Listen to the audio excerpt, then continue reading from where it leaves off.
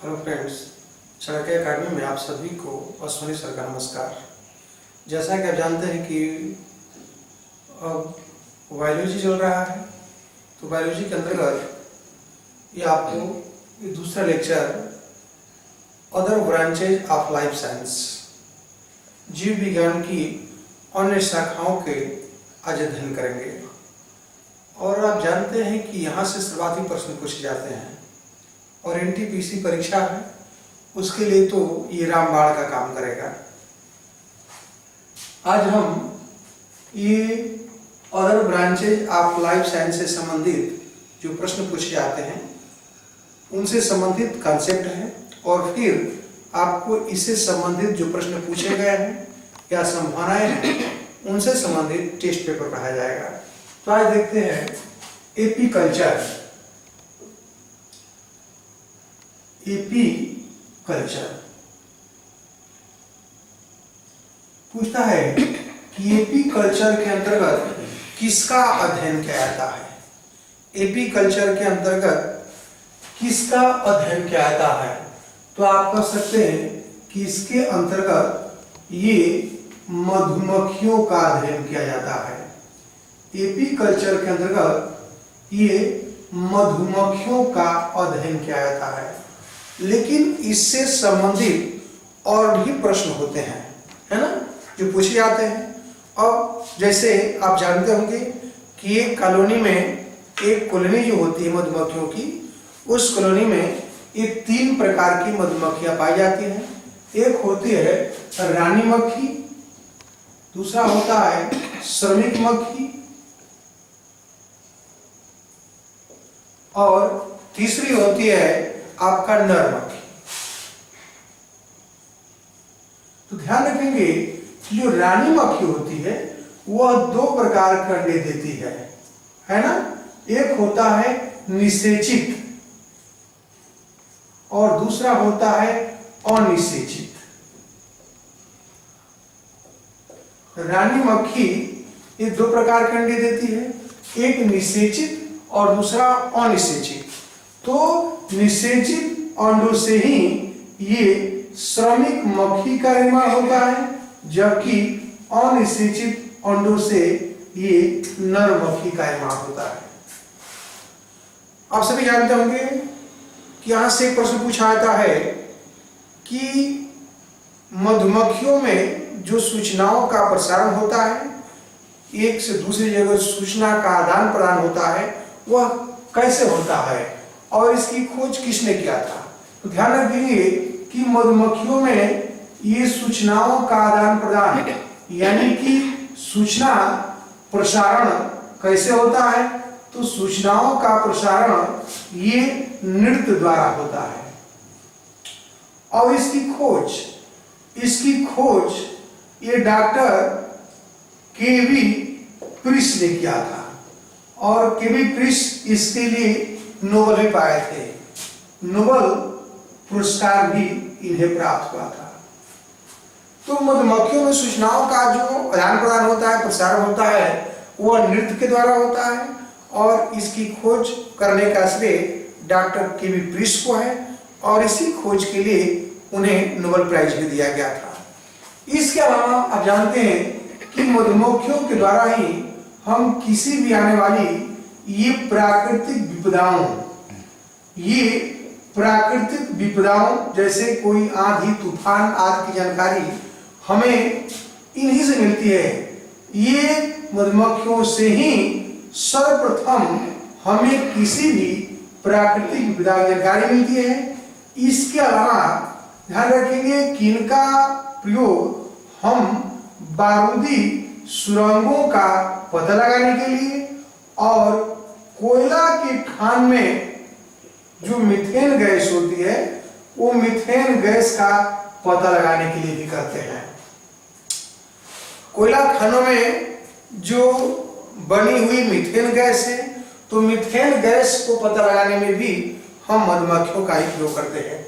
एक बार प्रश्न पूछा गया था कि प्राकृतिक सूचनाओं की जानकारी सर्वप्रथम किससे प्राप्त होती है, तो इन्हीं मधुमक्खियों के द्वारा होती है, और मधुमक्खियों के बाद प्राकृतिक विपदाओं की जानकारी जलीय जंतुओं द्वारा होती है। इस पॉइंट को याद रखेंगे क्योंकि ऐसे प्रश्न पूछे जा रहे हैं। यानी कि सर्वप्रथम हमें प्राकृतिक विपदा की जानकारी मधुमक्खियां देती है और दूसरा प्राकृतिक विपदा की जानकारी देने वाले जो जंतु हैं वो है जलीय जंतु। ये चीज आप भी जानते हैं कि आपको मधुमक्खियां डंक भी मारती हैं, यानी कि डंक भी मारती हैं और शहद भी देती हैं। तो मधुमक्खियों के अंतर्गत ध्यान रखेंगे कि जो डंक मारने के बाद जो विष होता है वो विष में क्या पाया जाता है, कई बार प्रश्न पूछा गया है। तो उनके विष में ये फार्मिक एसिड, उनके विष में फार्मिक एसिड पाया जाता है, जबकि मधुमक्खियों द्वारा जो शहद दिया जाता है उसमें फ्रक्टोज, ये सर्वाधिक फ्रक्टोज पाया जाता है। एक बार इनको फिर देखते हैं कि एपीकल्चर के अंतर्गत हम मधुमक्खियों का अध्ययन करते हैं। ये मधुमक्खियां 3 प्रकार की होती है, रानी मक्खी, श्रमिक मक्खी, नर मक्खी। और रानी मक्खी जो होती है वो 2 प्रकार के अंडे देती है, एक निषेचित और दूसरा अनिषेचित। निषेचित अंडों से ही ये श्रमिक मक्खी का निर्माण होता है और अनिषेचित अंडों से नर मक्खी का निर्माण होता है। मधुमक्खियों में सूचनाओं का आदान प्रदान या सूचना प्रसारण नृत्य के द्वारा होता है और इसकी खोज करने का श्रेय ये नोबेल पुरस्कार विजेता डॉक्टर के.वी. प्रीस को है। हमें मधुमक्खियों से सर्वप्रथम किसी भी आने वाली प्राकृतिक विपदा की जानकारी होती है। मधुमक्खियों का प्रयोग हम वायु से रंगों को पता लगाने के लिए करते हैं। इसके अलावा कोयला के खानों में बने मीथेन गैस के पता लगाने के लिए भी हम इसका उपयोग करते हैं। मधुमक्खियों में जो पाया जाने वाला विष है उस विष में फार्मिक एसिड होता है और मधुमक्खियों से प्राप्त जो शहद है उस शहद में सर्वाधिक फ्रक्टोज पाया जाता है। Next, ornithology. हम दूसरा पढ़ रहे हैं ऑर्निथोलॉजी।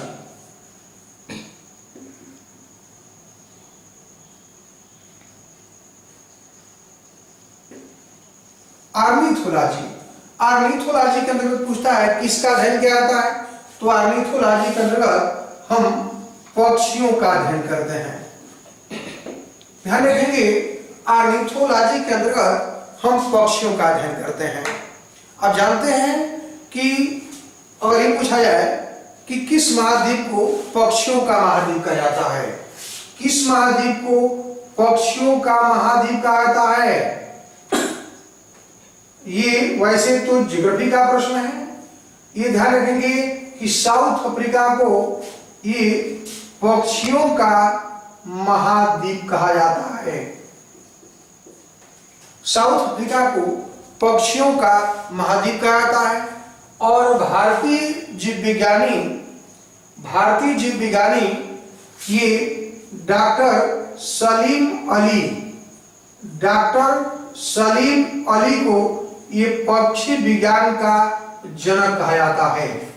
भारतीय जीव विज्ञानी डॉक्टर सलीम अली को ये पक्षी विज्ञान का जनक कहा जाता है।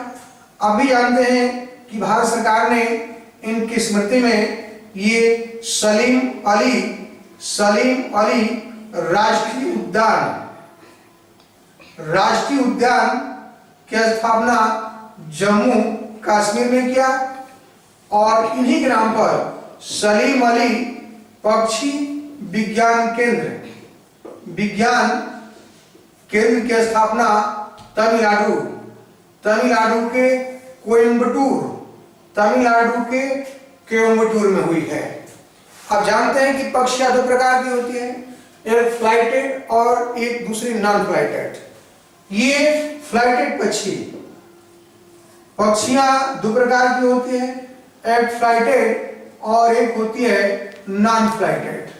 मीन्स एक उड़ने वाली और दूसरी नहीं उड़ने वाली।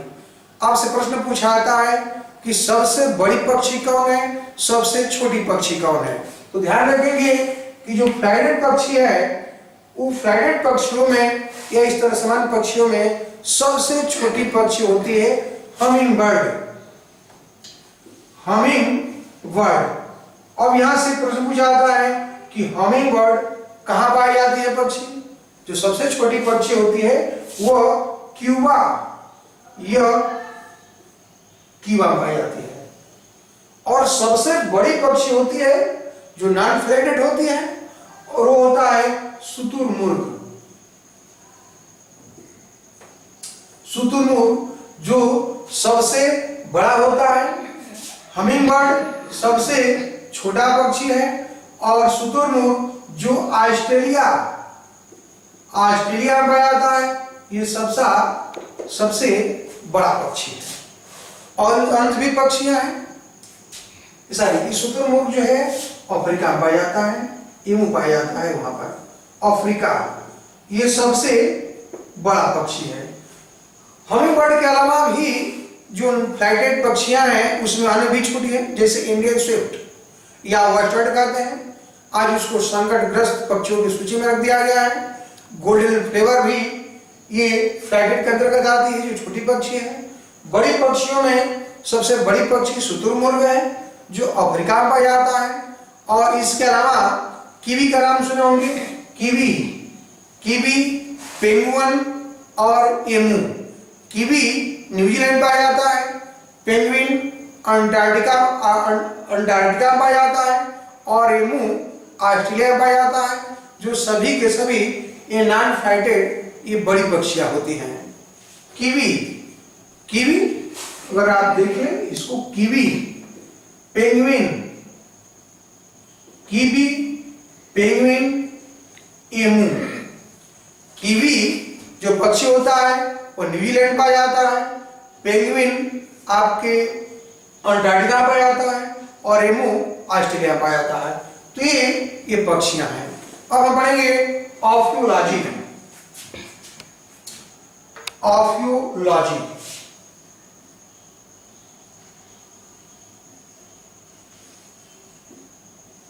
ऑर्निथोलॉजी के अंतर्गत हम सर्पों का अध्ययन करते हैं, सांपों का अध्ययन करते हैं। ऑर्निथोलॉजी है, इसको सर्पेंटोलॉजी भी कहते हैं।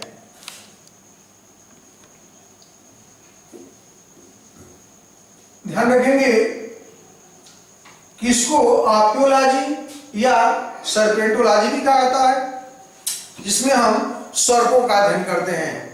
आप जानते हैं कि सर्प दो प्रकार के होते हैं, एक होता है विषैला और दूसरा होता है अविषैला। ये सर्प जो होते हैं दो प्रकार के होते हैं, एक विषैला और दूसरा अविषैला। तो विषैला में सबसे विषैला जो होता है हाइड्रोफिश होता है और दूसरा आपका कोबरा होता है। उसी तरह करेट भी होता है, और एक वाइपर होता है जो ये बच्चा देने का काम करता है। हाइड्रोफिश, ध्यान देंगे कि हाइड्रोफिश ये समुद्र में पाया जाता है और यह सबसे विषैला होता है। कोबरा, आप जानते हैं कि कोबरा ये कोबरा जो है स्थल का तथा भारत का सबसे बड़ा विषैला सर्प होता है। कोबरा स्थल का सबसे बड़ा विषैला सर्प होता है और यह भारत का भी सबसे विषैला जो सर्प होता है वह कोबरा होता है। उसी तरह और विषैला सर्पों में आप नाम रख सकते हैं अजगर, धामिन। अजगर तथा धामिन इस कदर का जानते हैं तो लिख सकते हैं नेट्रिक्स। ये अविषैले सर्पों की श्रेणी में आते हैं। तो ये ऑर्निथोलॉजी या सर्पेंटोलॉजी है। इसके अंतर्गत हम सर्पों का अध्ययन करते हैं। एक और पढ़ रहे हैं इकोलॉजी।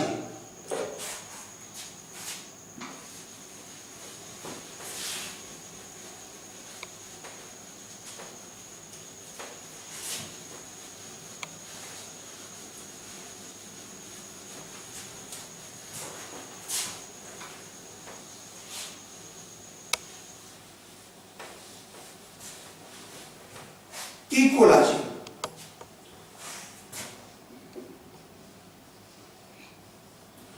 इकोलॉजी के अंतर्गत हम पर्यावरण, ये पर्यावरण संबंधी अध्ययन करते हैं। इकोलॉजी के अंतर्गत हम पर्यावरण संबंधी अध्ययन करते हैं। अभी जानते होंगे कि इकोलॉजी यानी कि पारिस्थितिकी, इकोलॉजी यानी कि पारिस्थितिकी। अब एक प्रश्न पूछा जाता है कि पारिस्थितिकी शब्द पहली बार किसने दिया था? तो ध्यान रखेंगे कि 1869 में ये जर्मन के पर्यावरणविद अर्नेस्ट हैकल, ये पारिस्थितिकी जो शब्द है वह पहली बार सर्वप्रथम अर्नेस्ट हैकल ने दिया था, जो जर्मनी के थे। तो सबसे पहले पारिस्थितिकी या इकोलॉजी शब्द ये जर्मनी के विद्वान ये अर्नेस्ट हैकल ने दिया था 1869 ईस्वी में। 1869 ईस्वी में पहली बार इकोलॉजी शब्द का प्रयोग जर्मन विद्वान अर्नेस्ट हैकल ने किया था। लेकिन इकोसिस्टम, पारिस्थितिकी तंत्र, ध्यान रखेंगे इकोसिस्टम शब्द या इकोसिस्टम का पिता किसे कहा जाता है? पारिस्थितिकी तंत्र का, इकोसिस्टम का पिता किसे कहा जाता है? ये प्रश्न जो है कई बार पूछा गया है। एजी टांसले जो जर्मनी के हैं, एजी टांसले को इकोसिस्टम का पिता कहा जाता है। आप जानते हैं कि पहली बार जो पर्यावरण से ग्लोबल वार्मिंग होती है, तो ग्लोबल वार्मिंग यानी कि 1970 में पहली बार ये ग्लोबल वार्मिंग, ये वैश्विक उष्णन यानी कि ग्लोबल वार्मिंग की जानकारी किसने दिया था? पहली बार वैश्विक उष्णन मीन्स हमारे पर्यावरण गर्म हो रहा है, इसकी जानकारी सबसे पहले 1870 में वालेस ब्रोकर ने दिया था। और ध्यान रखें कि उसी का परिणाम था कि 1972 में एक अंतरराष्ट्रीय शिखर सम्मेलन हुआ। ये पर्यावरण की सुरक्षा के लिए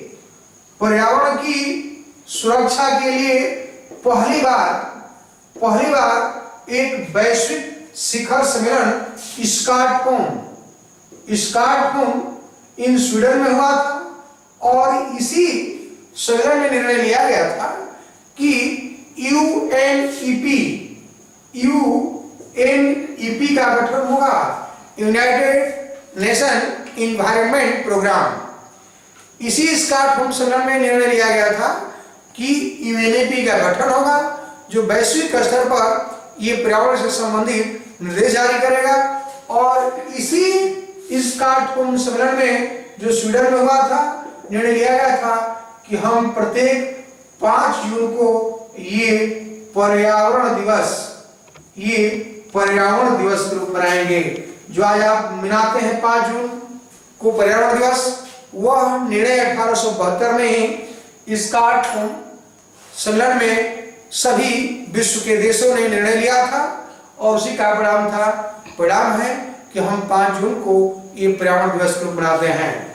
ध्यान रखेंगे कि ये इकोलॉजी है, इकोलॉजी के अंतर्गत हम पर्यावरण का अध्ययन करते हैं। उसी तरह फाइकोलॉजी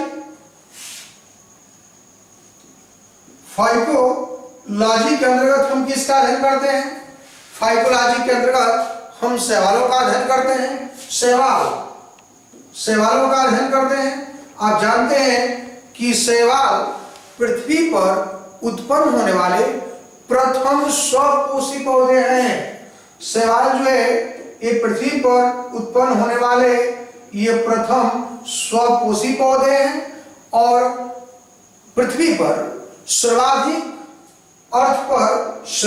जो ऑक्सीजन का उत्सर्जन होता है वह शैवालों द्वारा ही होता है। कई बार प्रश्न पूछा गया है कि पृथ्वी पर सर्वाधिक ऑक्सीजन का उत्सर्जन ये शैवालों द्वारा ही उत्पन्न होता है। और एक क्लोरेला शैवाल है, क्लोरेला। ये क्लोरेला नामक जो शैवाल है, यह शैवाल ये जिसे प्रकाश की आवश्यकता नहीं पड़ती, इसे अंतरिक्ष यात्री भी अपने साथ ले जाते हैं क्योंकि यह प्रोटीन के अच्छा विकल्प माना जाता है। क्लोरेला जो स्वपोषी पौधा है, इसे प्रकाश की आवश्यकता नहीं पड़ती है, अंतरिक्ष यात्री भी अपने साथ ले जाते हैं क्योंकि यह प्रोटीन का सबसे अच्छा विकल्प माना जाता है। इसमें 60 से 70% ये प्रोटीन पाया जाता है। उसी तरह एक सवाल है लैनिनारिया।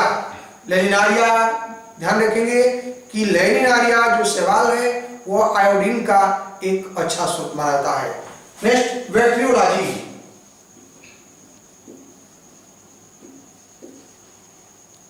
ये बैक्टीरियोलॉजी के अंतर्गत आप सभी जानते होंगे कि जीवाणुओं का अध्ययन होता है। बैक्टीरियोलॉजी के अंतर्गत हम जीवाणुओं का अध्ययन करते हैं और प्रश्न पूछता है कि जीवाणु विज्ञान का जनक किसे मानते हैं, तो जीवाणु विज्ञान का जनक लीवेनहॉक को माना जाता है। ये जीवाणु विज्ञान का जनक ये डॉक्टर लीवेनहॉक को माना जाता है। ये 1683 में इन्होंने ये बैक्टीरिया की खोज की थी। उसी तरह वायरोलॉजी, ये वायरोलॉजी के अंतर्गत हम विषाणुओं का अध्ययन करते हैं और विषाणुओं या विषाणु वायरस, वायरोलॉजी के अंतर्गत हम विषाणुओं का अध्ययन करते हैं। और यूनेस्की को विषाणु विज्ञान का जनक माना जाता है। जीवाणु विज्ञान का जनक लीवेनहॉक है और विषाणु विज्ञान का जनक हम इवानोस्की को मानते हैं।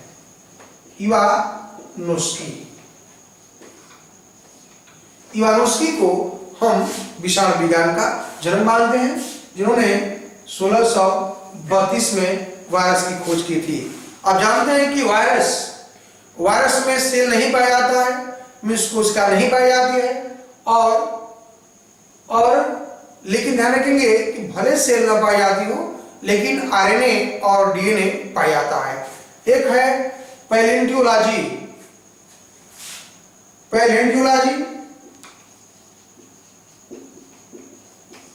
हम पैलेंटियोलॉजी के अंतर्गत ध्यान रखेंगे, पैलेंटियोलॉजी के अंतर्गत हम जीवाश्मों का अध्ययन करते हैं। फॉसिल जीवाश्मों का अध्ययन करते हैं, फॉसिल का। और जिस जीवाश्म विज्ञान का जनक लियोनार्डो द विंची को माना जाता है। ये जीवाश्म विज्ञान का जो जनक है वह लियोनार्डो द विंची है। आप जानते हैं कि एक चित्रकार थे और इन्हीं का प्रसिद्ध चित्र है मोनालिसा। ये चित्रकार लियोनार्डो दा विंची ये पैलियोंटोलॉजी का मीन्स जीवाश्म विज्ञान का अध्ययन किया जाता है और जीवाश्म विज्ञान का जनक है चित्रकार लियोनार्डो दा विंची, जिनकी प्रसिद्ध चित्र आप सभी जानते होंगे। ये प्रसिद्ध चित्र का नाम है मोनालिसा। और अन्य छोटे छोटे हैं, इनको भी थोड़ा देख लेते हैं कि पोमोलॉजी के अंतर्गत किसका अध्ययन करते हैं, फलों का अध्ययन किया जाता है। साइटोलॉजी के अंतर्गत कोशिकाओं का अध्ययन किया जाता है। हिस्टोलॉजी के अंतर्गत ऊतकों का अध्ययन किया जाता है। फिजियोलॉजी के अंतर्गत जैविक क्रियाओं जैसे आपका ये उत्सर्जन या पाचन, श्वसन, वाष्पोत्सर्जन, प्रकाश संश्लेषण आदि का अध्ययन किया जाता है। उसी तरह मॉर्फोलॉजी के अंतर्गत हम बाह्य व आंतरिक संरचनाओं का अध्ययन करते हैं। आंतरिक संरचना यानी कान, नाक जो भी है इसका अध्ययन करते हैं। सेरीकल्चर के अंतर्गत रेशम कीट पालन का अध्ययन किया जाता है जो शहतूत के पौधों पर पाए जाते हैं। पीसी कल्चर के अंतर्गत हम मछली पालन का अध्ययन करते हैं। पोल्ट्री मुर्गी पालन का अध्ययन करते हैं। आप जानते हैं कि इसे जो रोग होता है उसको बोलते हैं बर्ड फ्लू, और इसके लिए जो वायरस मुख्यतः जिम्मेदार है H5N1। ये बर्ड फ्लू के लिए जिम्मेदार जो वायरस है वो है H5N1। उसी तरह पिगनी के अंतर्गत हम सुअर पालन का अध्ययन करते हैं और इसके लिए जो रोग होता है वो होता है स्वाइन फ्लू। और स्वाइन फ्लू ये H1N1 जो वायरस होता है उसके कारण होता है। एंथोलॉजी के अंतर्गत हम फूलों का अध्ययन करते हैं और पेडोलॉजी के अंतर्गत हम मिट्टी का अध्ययन करते हैं। ध्यान रखेंगे कि ये सारे अन्य ब्रांचेज ऑफ लाइफ साइंस हैं और इससे आपका 1 या 2 क्वेश्चन ऐसा कोई परीक्षा ना हो जिसे न पूछा गया हो, तो इसको आप थोड़ा स्क्रीनशॉट ले लेंगे और जो पढ़े हुए हैं इसको समझने का प्रयास करेंगे। तब तक के लिए धन्यवाद।